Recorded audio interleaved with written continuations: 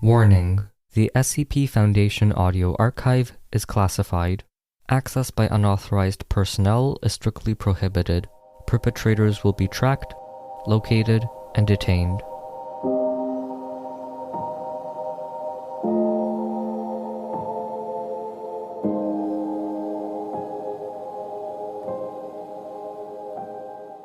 Triviality. Item number: SCP-3098. Object Class: Euclid. Special Containment Procedures. All maritime traffic is to be diverted from the waters in a 10-kilometer radius around SCP-3098. An acoustically insulating shell is to be installed around SCP-3098. Maintenance to this shell is to be undertaken once every 2 years. Efforts are to be made to approach SCP-3098-1 and gain a better understanding of its functionality. Direct contact with SCP-3098 is strictly prohibited. Images of a Martian surface gathered by civilian or government organizations are to be monitored and, if necessary, altered in order to conceal the presence of SCP-3098-1. Civilian and government expeditions in the vicinities of SCP-3098 and SCP-3098-1 are to be monitored by Foundation personnel.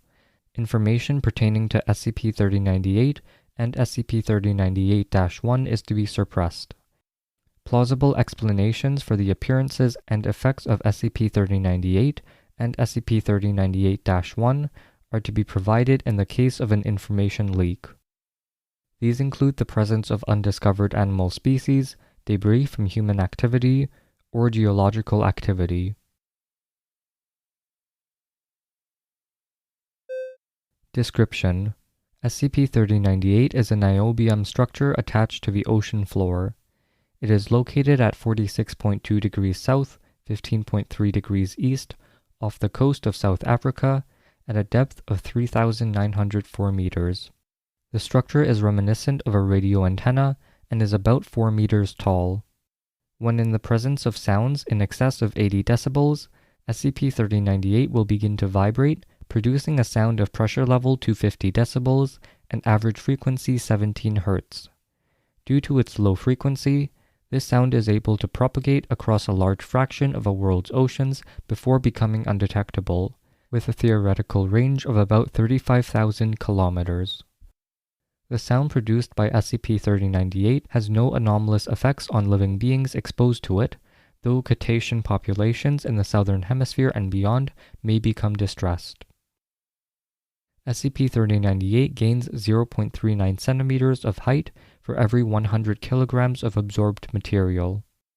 This process does not appear to affect SCP-3098 analogs in any way. SCP-3098-1 is a metal structure identical in shape to SCP-3098, located on Mars at 45.6 degrees south, 60 degrees east, in Hellas Planitia. It is about 50 meters tall. Activity in SCP-3098 appears to immediately trigger similar activity in SCP-3098-1, though the limitations of modern reconnaissance and communication technologies prevent full certainty in the order and timing of events.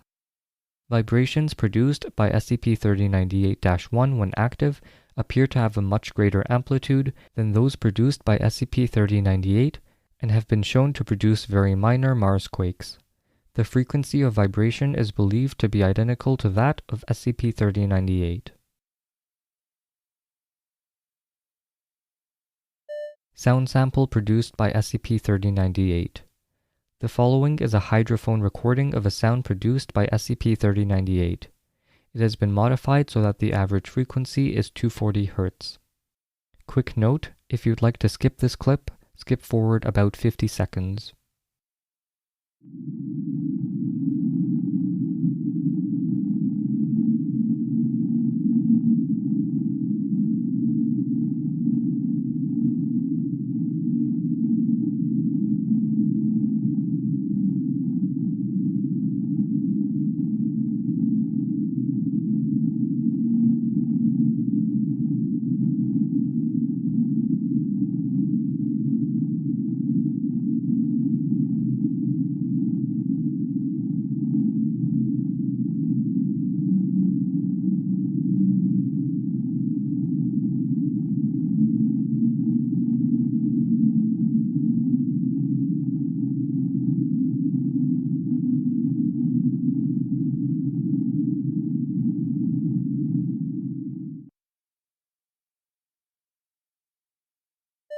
Addendum 3098-1 Discovery.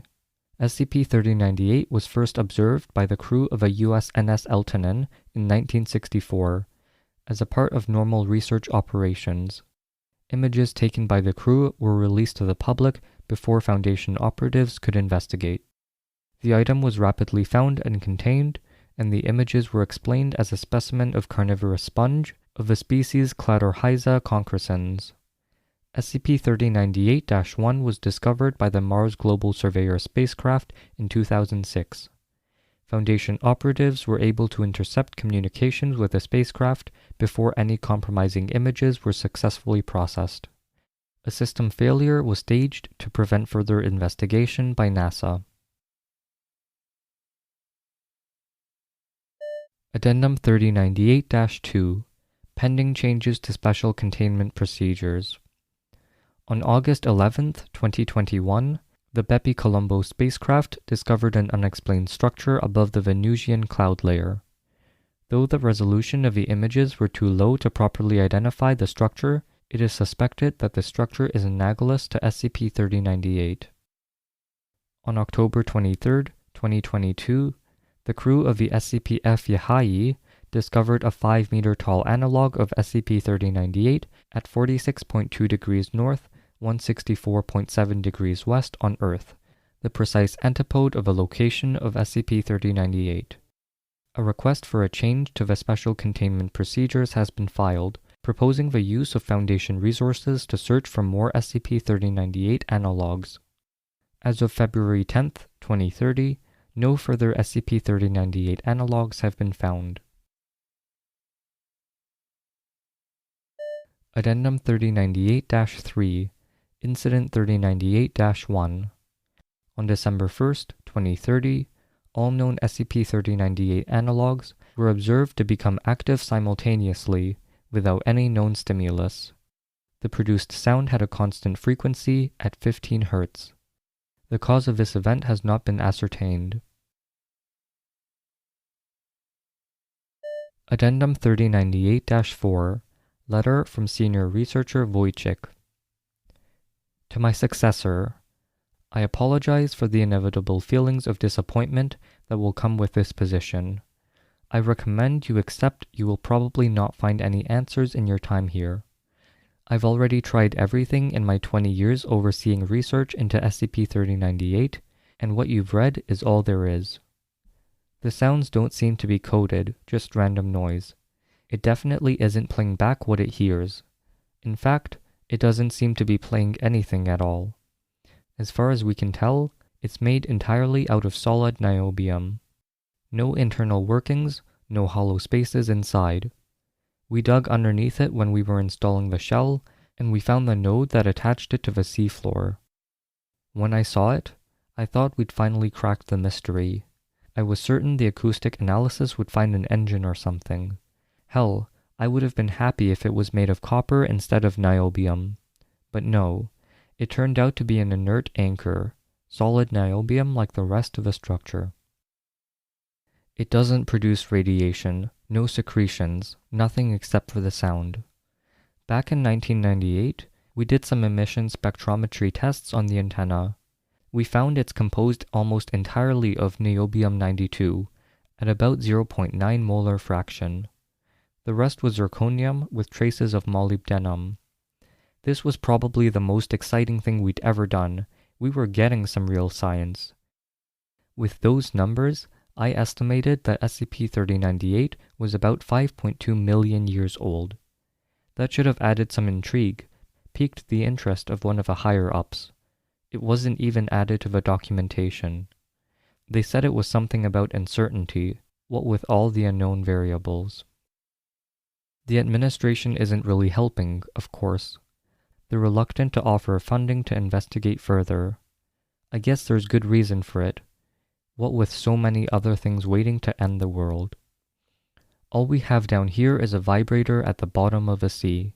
It's not dangerous, and we've had no reason to believe it is. As long as no one knows about them, they're not causing any harm. We all have our own theories.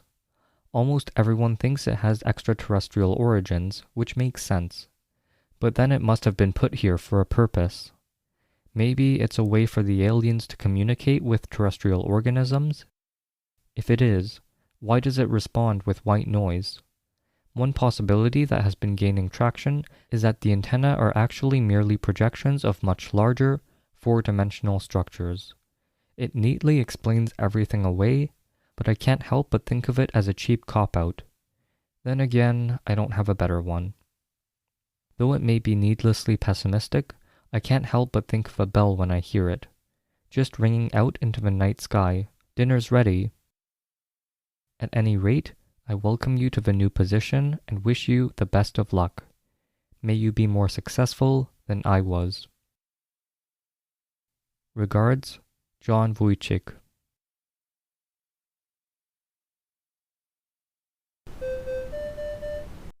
Thank you for listening. Intro music was from Punch Deck. You can find more at soundcloud.com/punch-deck. Level 2 patrons or higher can get early, ad-free episodes. Rating, reviewing, or sharing always helps. Thanks for listening to this final episode of Season 5, and we'll see you in the next one.